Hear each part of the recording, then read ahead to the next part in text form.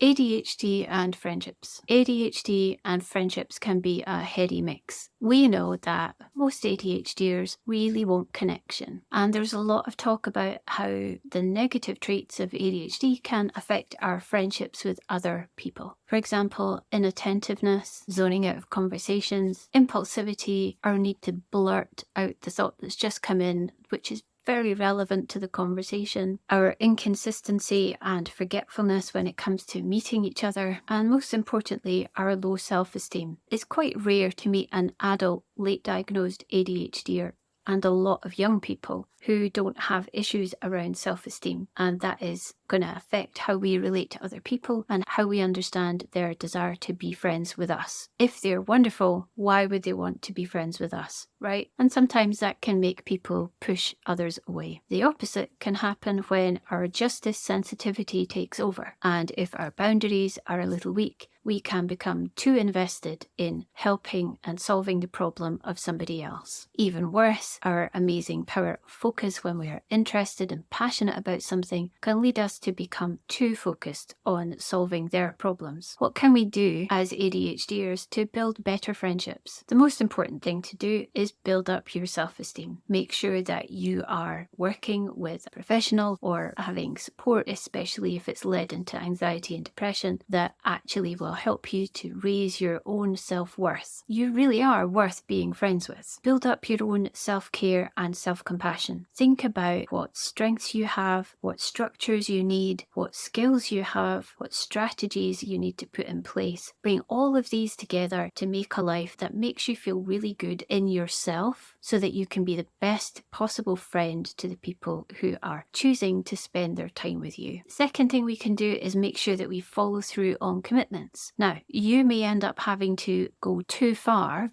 to put structures in place. I have reminders on my email and my phone, and I get one the day before, I get one on the morning, I get one an hour before, and I get another one at the time when I have to leave, because we always forget about how long it takes to get there, okay? On top of that, I use post-it notes. I have one beside my bed, one next to the coffee machine and my medication, I have one in the bathroom, all of these things. I don't want to let somebody down if they've made the time to be with me. But I also know my own brain and my interest in other things and my tendency to leave it until the very last minute to leave the house and then be late because the traffic is bad. Be aware if you are prone to blurting and being impulsive. I'm sure your friends will understand if you say, "Oh, I'm sorry," and then you go back to the thing they were talking about. That's okay. Just make sure that they understand it's a connection thing, it's an executive function, and it's not because you don't care about what they were saying. Thirdly, think about your boundaries. Are your boundaries firm? Now, think about a cell wall around a little organism. We can allow things through and we can push things out, but there's a boundary in place there. It doesn't have to be a hard wall. So we can choose to take on things from our friends, but we can also choose to gently keep them in place so that our empathy doesn't overwhelm us and bring our mood and our energy down, and so that we don't become over-involved in what's going on with them right now. And don't make assumptions. We sometimes think that if someone tells us about something, they want us to get involved. Maybe they do. Maybe they just need someone to hear them. And that can be a challenge because we have incredible brains. We love to fix things. We love to solve things. We see connections and possibilities. And if someone just wants to vent to you for half an hour, how are you going to know that? So if you have a friendship that you value, maybe check in with them before you rush to solve the problem. Do you want some help with that? What can I do to help? What would be helpful for you right now? Do you want me to listen, or are you interested in problem solving together?